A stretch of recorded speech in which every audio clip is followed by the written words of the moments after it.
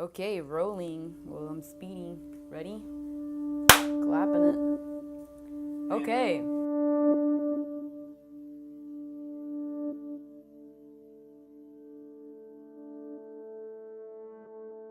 Why did you decide to film Caesar for your direct cinema project?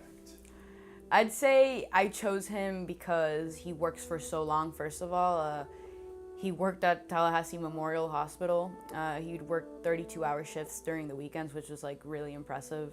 And for him to be optimistic about life and also a full-time student, I think that was probably golden for me, at least. Like, I asked him, hey, like, is it cool for me to follow you around at work? Like, what do you think about that idea?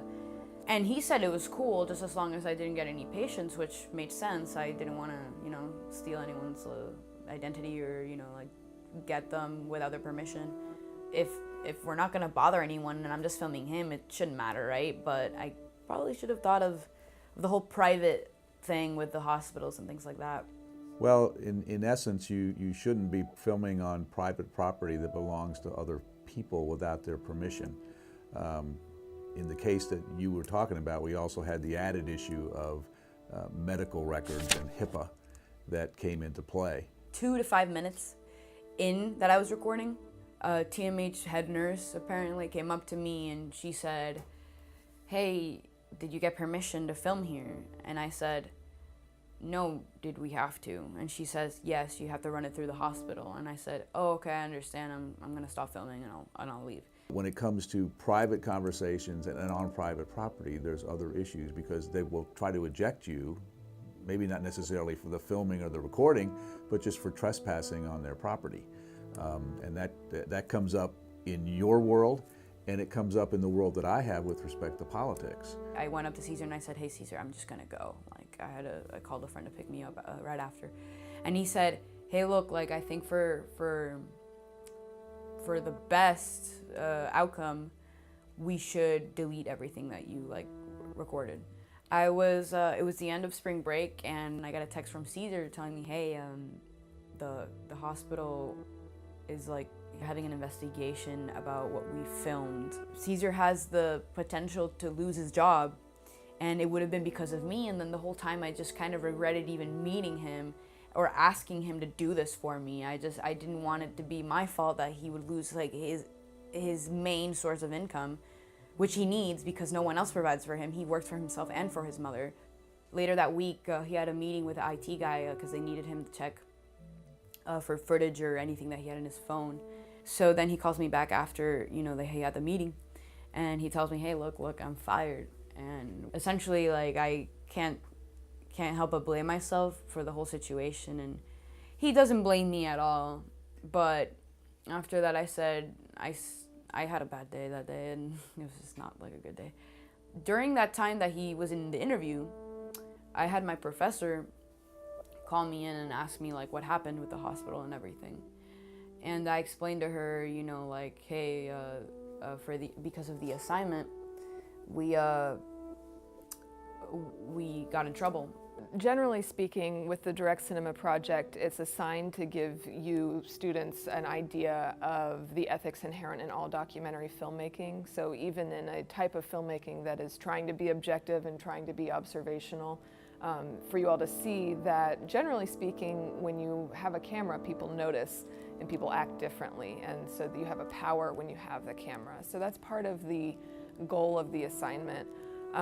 With Andrea's case, specifically with this video project, I think it really shows the power of the camera, that people take very seriously what is shown on camera. Well, there's all sorts of risks involved if you don't follow the ground rules that perhaps where you want to film take you. For example, I mean, if you're involved in a crowd situation someplace, a demonstration someplace, I've seen policemen take the camera, smash it, put you in handcuffs, and take you away.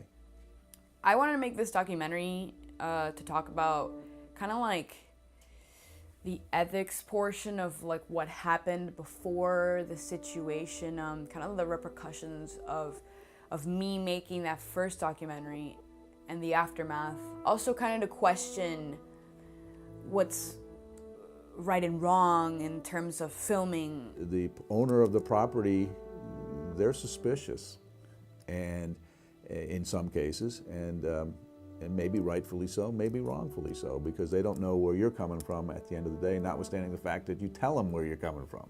You just may have to accept it and live with the fact that you're not going to be able to get that shot or that film that may to you seem to be totally innocuous, totally, you're not trying to get anybody, you're just trying to make a point in a film or something like that. Hopefully in the class you all have seen that there are a number of ways, any number of ways of showing the truth of a situation without actually showing a particular location or even a particular person, that we can deal with reality and truth in ways that aren't so much about demonstrating through proof of, through video evidence, but through showing an idea or a concept in a more artistic or creative way.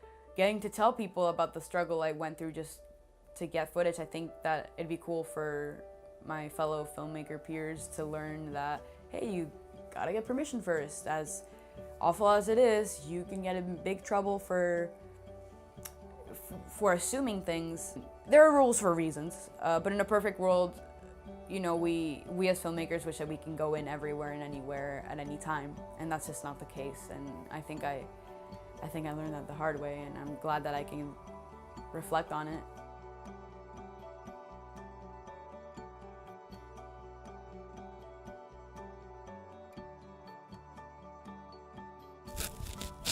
All right, we're good then. That's a cut.